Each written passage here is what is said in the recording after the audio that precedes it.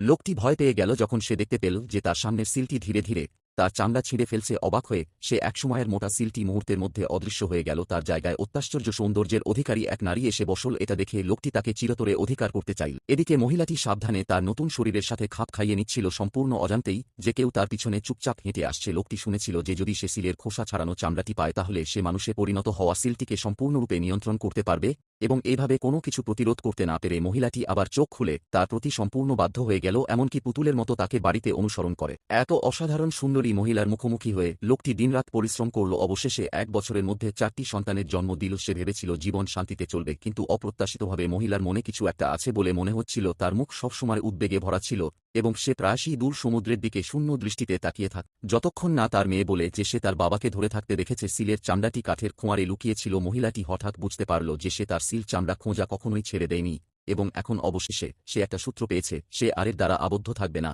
এই কথা ভাবতে ভাবতে মহিলার চোখে সবুজের ঝলক দেখা গেল। সে লোকটি যেদিকে মাছ ধরছিল সেদিকে ঘুরে গেল।